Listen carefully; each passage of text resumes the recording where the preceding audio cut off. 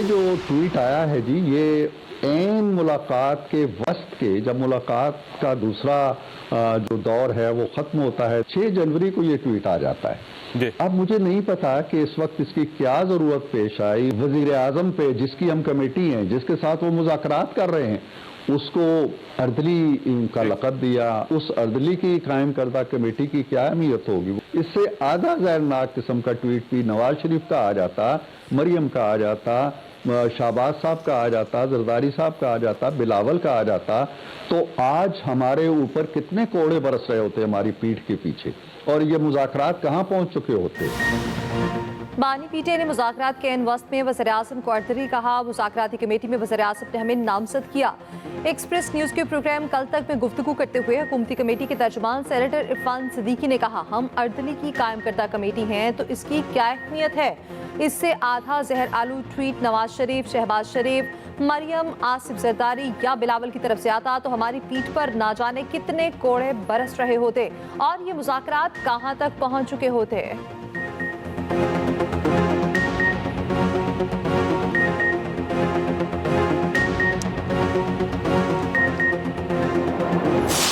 हमारे असीरान की रिहाई और वो जुडिशल प्रोसेस के जरिए 9 मई का कमीशन और 26 नवंबर का कमीशन। हुकूमत ने कहा कि जी हमें रिटर्न में दे रहे हैं। हमने कहा पहले हमारी रसाई होनी चाहिए वज़ीर-ए-आज़म इमरान खान साहब से। अनमॉनिटर्ड इन्वायरमेंट में आप ये डिमांड्स हमारी मीटिंग के मिनट्स का हिस्सा बना दें। 3 जुमले लिखने ना, और क्या है। उसके बाद क्या हमारी मीटिंग होगी वज़ीर-ए-आज़म इमरान खान साहब से, इसका जवाब हमें दे दें और आगे चीज बढ़ सके। अडयाला जेल में मुलाकात का दिन, पीटीआई मुज़ाकराती कमेटी की बानी से मुलाकात ना हो सकी। ऑपोजिशन लीडर उमर अयूब ने कहा, हुकूमत अपनी बात से मुकर रही, हुकूमत इख्तियार रखती है तो बानी से मुलाकात कराए। जेल जराए ने दावा किया, बानी से मिलने कोई ना आया। 1.5 साल में पहली बार बानी पीटीआई ने मुलाकात का दिन तन्हाई में गुजारा। एक्सप्रेस न्यूज़ के प्रोग्राम सेंटर स्टेज में गुफ्तगू करते हुए रहनुमा पीटीआई अली मोहम्मद खान बोले, बानी पीटीआई से मुलाकात होती है तो बात क्लियर हो जाएगी, मुलाकात नहीं करने देनी तो मुज़ाकरात ना करें। हुकूमत को तो चाहिए हमें सुबह शाम बानी से मिलने दें, मुज़ाकरात के सिवा कोई रास्ता नहीं, बानी से बात करना ही पड़ेगी। बानी पीटीआई को कोई जल्दी नहीं, बैकडोर मुज़ाकरात का मुझे कोई इल्म नहीं।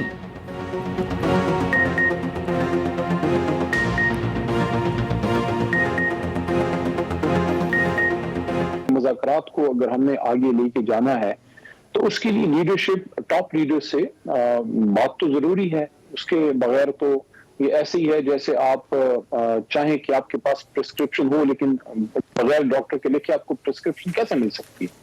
लीडर बैठा है, आप उससे मिलने दें ताकि आप जो बातें 2 मीटिंग्स में हुई हैं वो जनाब इमरान खान साहब के गोश गुजार कर लेंगे कमेटी और आगे का रास्ता मुतय्यन हो जाएगा। अल्लाह ताला का बड़ा शुक्र है, बहुत साल के बाद पाकिस्तान में अच्छी खबरें आने लगी हैं। मईशत जो डोल रही थी वो संभलने लगी है। और मैं अक्सर सोचती हूँ, जब शहबाज शरीफ साहब वज़ीर-ए-आज़म बने तो बार बार ये खबर आती थी कि पाकिस्तान डिफ़ॉल्ट करने लगा है, पाकिस्तान जो है उसकी मईशत जो है वो डूब गई है। वो बातें हम सुनते थे कि आज डिफ़ॉल्ट करेगा या कल डिफ़ॉल्ट करेगा, उसको श्रीलंका से मिलाया जाता था। लेकिन आज 10 माह भी अभी मुकम्मल नहीं हुए शहबाज शरीफ साहब की हुकूमत को, नवाज शरीफ साहब की हुकूमत को, मुस्लिम लीग नून की हुकूमत को, कि अल्लाह ताला का इतना फजल है। आज खबर ये आ रही है कि स्टॉक मार्केट ने पूरे 76 साल का रिकॉर्ड तोड़ दिया। वज़ीर आला पंजाब मरीम नवाज ने मुखालिफिन को निशाने पर ले लिया। कहा, उन लोगों की सोच पर हैरत होती है जो कहते हैं सड़कें बनाने से तरक्की नहीं होती। सड़क के बगैर कहीं कोई तरक्की नहीं होती। फुट एंड माउथ की बीमारी सिर्फ जानवरों में नहीं, इंसानों में भी होती है। जब उनका पाँव उठता है तो तबाही और बर्बादी आती है और जब उनके मुंह खुलते हैं तो गालियाँ निकलती हैं। जानवरों की बीमारियों का इलाज करेंगे, कई सियासी जमातों को जो बीमारियाँ हैं उनका भी इलाज करेंगे। पिछली हुकूमत ने 4 साल में क्या किया। पाकपतन में तकरीब से खिताब करते हुए कहा, सब जानते हैं नवाज शरीफ अपने वादे पूरे करता है, उनकी बेटी भी तमाम वादे पूरे करेगी। पंजाब के पहले लाइव स्टॉक कार्ड का इजरा, लाइव स्टॉक कार्ड्स भी तकसीम किए। वज़ीर आला की आमद पर किसानों का जोशो खरोश, ढोल की थाप पर भंगड़े, रिवायती घुड़ डांस। मरियम नवाज ने 3 सड़कों का इफ्तिताह भी किया।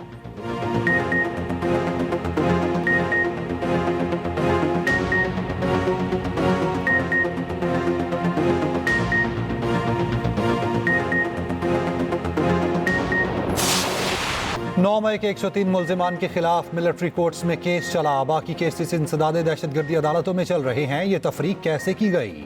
कौन सा केस फौजी अदालत में जाएगा और कौन सा ATC में?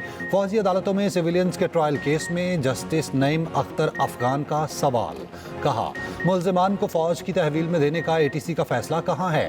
जस्टिस जमाल बंदोखिल ने कहा, किसी जुर्म पर कौन और कैसे तय करता है केस कहाँ जाएगा? जस्टिस हसन अजहर रिजवी ने रिमार्क्स दिए, क्या 9 मई वाकया दहशतगर्दी से ज्यादा संगीन जुर्म है? अच्छे तफ्तीशी ऑफिसर और प्रोसिक्यूटर रखें तो अदालतों से सजाएं भी होंगी। जस्टिस मुसरत हिलाली ने कहा, 9 मई केस में मुल्जिमान को फौजी तहवील में लिया गया तो बुनियादी हुकूक मुअत्तल थे, ना इमरजेंसी नाफिज थी। दौरान समाअत भारतीय जासूस कुलभूषण यादव केस का तस्करा। जस्टिस मोहम्मद अली मजहर ने कहा, क्या अब कुलभूषण यादव जैसे मुल्क दुश्मन जासूसों का केस फौजी अदालतों में चल सकता है?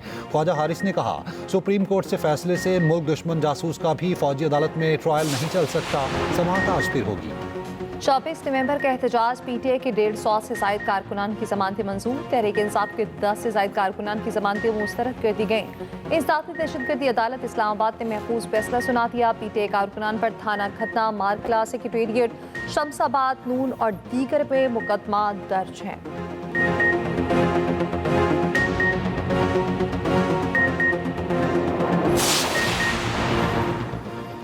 वज़ीर आला KP अली अमीन गंडापुर की नैब पर कड़ी तनकीद। कहा, शर्मनाक है, नैब हर साल ये रिपोर्ट जारी करता है, इस साल इतनी करप्शन हुई।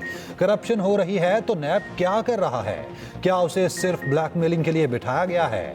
अली अमीन गंडापुर का पेशावर में नर्सिंग और मेडिकल कॉलेज बनाने का ऐलान। कहा, इस साल पेशावर यूनिवर्सिटी के लिए 50 करोड़ रुपए देना मेरा काम है।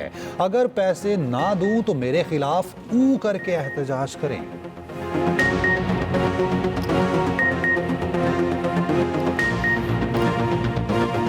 एक साल में 50 करोड़ रुपए देना मेरा काम है। अगर मैं ना दूं तो हु करके या कुछ भी करके फिर मेरे खिलाफ एहतजाज कर लेगा, ठीक है?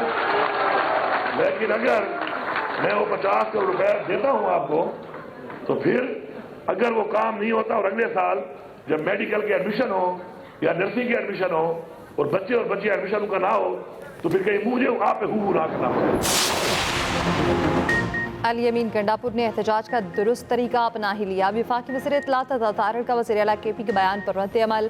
कहा, वज़ीर आला KP की जानिब से 10 माह में पहली मरतबा एहतजाज का दुरुस्त अंदाज अपनाना काबिल तहसीन है। काश वो वफाक पर चढ़ाई के बजाय ऐसे ही ऊ करके एहतजाज कर लेते।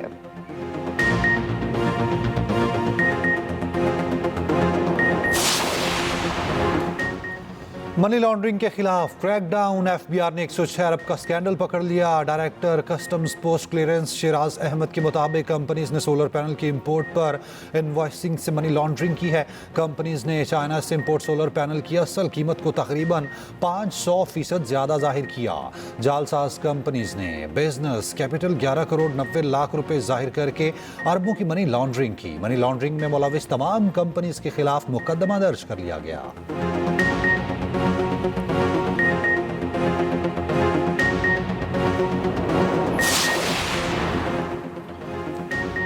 कुछ दिन साफ मौसम के बाद पंजाब में धुंध ने फिर डेरे डाल लिए। हद निगाह सिफर हो गई। ट्रैफिक की रवानी मुतासिर। मोटरवेज कई मकामात से बंद। तर्जुमान मोटरवेज के मुताबिक लाहौर से सियालकोट मोटरवे बंद कर दी गई। M2 पर धुंध के बायस लाहौर से कोट सर्वर तक सफर रोक दिया गया। M3 लाहौर से जड़ामाला तक बंद। मुसाफिरों को सफर के दौरान फॉग लाइट्स के इस्तेमाल और एहतियाती तदाबीर की हिदायत। सयाहती मकामात बर्फ से ढक गए। बर्फबारी के बाद हसीन तरीन नजारे।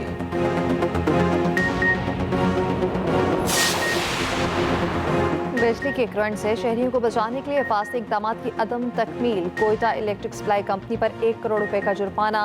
नेपरा की केस्को रीजन में कंपनी को खंभों पर ग्राउंड अर्थिंग लगाने की सख्त हिदायत।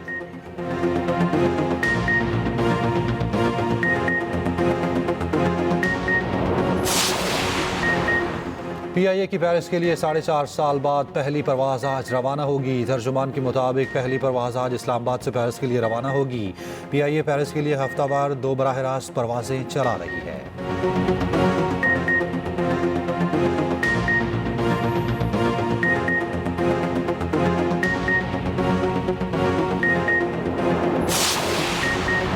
लॉस एंजलिस की खौफनाक आग हॉलीवुड तक जा पहुंची। कई हजार एकड़ रकबा जलकर राख।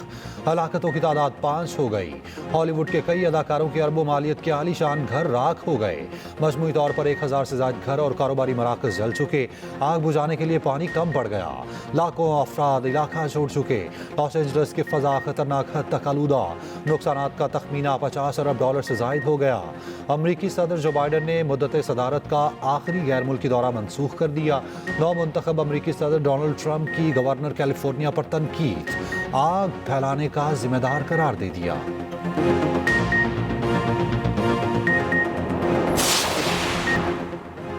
नोबेल इनाम याफ्ता Malala Yousafzai international education conference के लिए पाकिस्तान आएंगी। कॉन्फ्रेंस 11 और 12 जनवरी को इस्लामाबाद में होगी।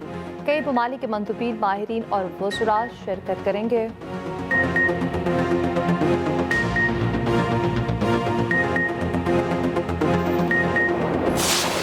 इसराइल की सेहूनी हुकूमत ने ग्रेटर इसराइल का मुतनाज़ नक्शा जारी कर दिया। फ़लस्तीन के अलावा उर्दन, शाम, लेबनान और दीगर अरब ममालिक को सेहूनी रियासत का हिस्सा दिखाया गया। सऊदी अरब समेत अरब ममालिक की ग्रेटर इसराइल के मुतनाज़ नक्शे की शदीद मज़म्मत। कतरी वजारत ख़ारजा का कहना है इक़दाम दीगर ममालिक की खुद मुख्तारी की संगीन खिलाफ वर्जी है। फ़लस्तीन, उर्दन, मुत्तहिदा अरब इमारात की भी नक्शे की शदीद मज़म्मत। गज़ा में सेहूनी फोर्सेस की जारहियत जारी।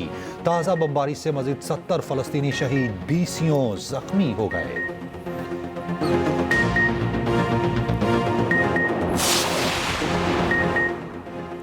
वाशिंगटन में साबिक अमरीकी सदर जिमी कार्टर की सरकारी सतह पर आखिरी रसूमात अदा की गई। नेशनल कैथेड्रल चर्च में तकरीब में अमरीकी सदर जो बाइडन, नौमुंतखब सदर डोनाल्ड ट्रंप, साबिक सदूर Barack Obama, George W Bush और बिल क्लिंटन ने भी शिरकत की। जिमी कार्टर के ताबूत को जॉर्जिया ले जाया जाएगा, वहीं तदफीन की जाएगी।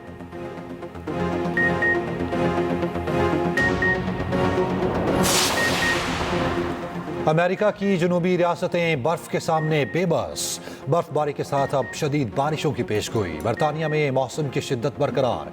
कई इलाके बर्फ में ढक गए। लंदन में बर्फबारी। स्कॉटलैंड में पारा -16 डिग्री तक गिर गया।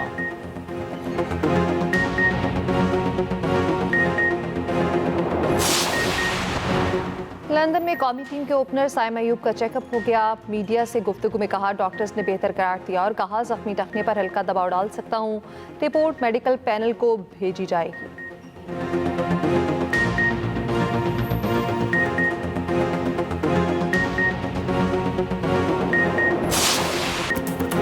और कैसे अपनी जगह बना पाएगी मुनीबा इस संगदिल दुनिया में?